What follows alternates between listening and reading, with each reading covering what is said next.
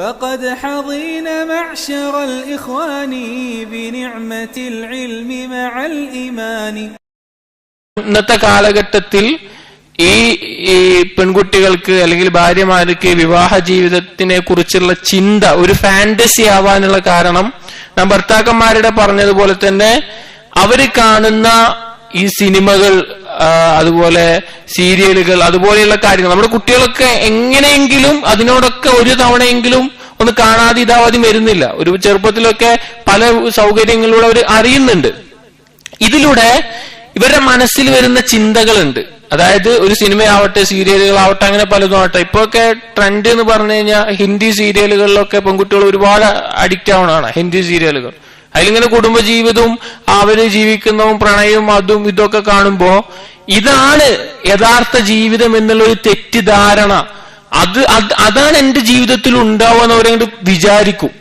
എന്നിട്ട് വിവാഹ ജീവിതത്തിലേക്ക് കടക്കുമ്പോഴാണ് കുടുംബജീവിതത്തിൽ ഉണ്ടാകുന്ന പ്രശ്നങ്ങളെയും മറ്റു കാര്യങ്ങളെയും കാണുമ്പോൾ അവർക്ക് ഉൾക്കൊള്ളാൻ അവരുടെ മനസ്സ് തീരെ തയ്യാറായിട്ടുണ്ടാവില്ല. ഇന്നത്തെ കാലത്ത് വലിയൊരു അപകടം എന്ന് വെച്ച് കഴിഞ്ഞാൽ സ്ത്രീകളുടെ ഇടയിൽ പിന്നെ പലപ്പോഴും വ്ലോഗുകളാണ്, വ്ളോഗുകൾ, യൂട്യൂബ് വ്ളോഗുകൾ. ഞാൻ പലപ്പോഴും ചിന്തിക്കാറുണ്ട്, സിനിമ എന്തുകൊണ്ടാണോ ഹറാമ് എന്ന് പറയുന്നത് അതിന്റെ ഒരുവിധം എല്ലാ വശങ്ങളും വ്ളോഗിനും ബാധിക്കുന്നുണ്ട്. നിങ്ങൾ ആലോചിച്ച് നോക്കിയാൽ സിനിമ എന്തുകൊണ്ടാണ് ഹറാമ്? അന്യ സ്ത്രീ പുരുഷന്മാർ ഇടപഴകുന്നത്, സംഗീതം, അഭിനയം, അതുപോലെ ഔറത്ത് കാണിക്കല്, ഇതൊക്കെ കാരണങ്ങൾ.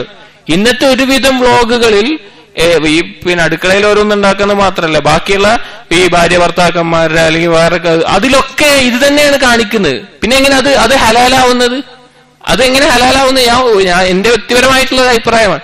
എന്നാൽ അത് തന്നെ അതുപോലെയുള്ള ഓരോ കുടുംബജീവിതങ്ങൾ ഈ യൂട്യൂബ് വ്ളോഗുകളൊക്കെ കണ്ടിട്ട് നമ്മുടെ കുട്ടികളൊക്കെ സ്വപ്നം കാണാം അതുപോലെ ആയിരിക്കും എന്റെയും ജീവിതം, എന്റെയും ഭർത്താവ് അങ്ങനെയായിരിക്കും.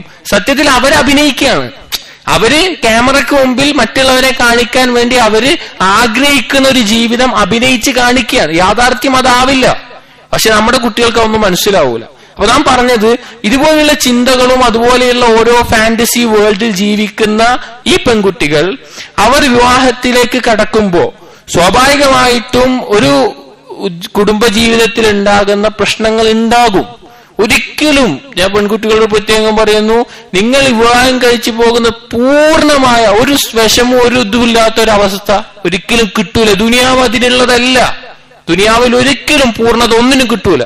വിഷമങ്ങളും സന്തോഷങ്ങളും അതുപോലെ സങ്കടങ്ങളും എല്ലാം കൂടി അതിൽ വിഷമത്തിൽ ക്ഷമിക്കുകയും സന്തോഷത്തിൽ ശുക്ർ കാണിക്കുകയും, അങ്ങനെയാണ് ദുനിയാവിന്റെ ഒരു രീതി.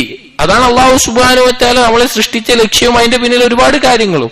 അപ്പോ നമ്മളൊരു വിവാഹ ജീവിതത്തിലേക്ക് കടക്കുമ്പോൾ ഒരിക്കലും ഈ ഒരു അമിത പ്രതീക്ഷ, ഈ ഒരു പെർഫെക്ഷൻ, ഒരു പിന്നെ ഇപ്പൊ ഇത് ഞാൻ പറഞ്ഞതുപോലെ ഈ കണ്ടും കേട്ടും കാണുന്ന കാര്യങ്ങളെ പോലെ ഒരു ജീവിതം ആഗ്രഹിച്ചിട്ട് കാര്യമില്ല. അതാദ്യം എന്റെ സഹോദരിമാര് മനസ്സിലാക്കേണ്ടതുണ്ട്. നമുക്കറിയാം ഒരുപാട് സഹോദരിമാർ ഈ ഒരു സ്വപ്നത്തിൽ പിന്നെ അവർക്ക് വിവാഹ ജീവിതത്തിലേക്ക് കടക്കുമ്പോഴാണ് ജീവിതം എന്താണെന്ന് അവർക്ക് മനസ്സിലാവുക. അപ്പൊ മാതാപിതാക്കളോട് ഇത് കേൾക്കുന്ന മാതാപിതാക്കളോട് പറയുന്നത്, വളർത്തുന്ന പെൺകുട്ടികളെ വരും കാലത്തിൽ ഇതിനെക്കുറിച്ചൊരു ധാരണ ഉണ്ടാക്കി കൊടുക്കണം. ഒരു ധാരണ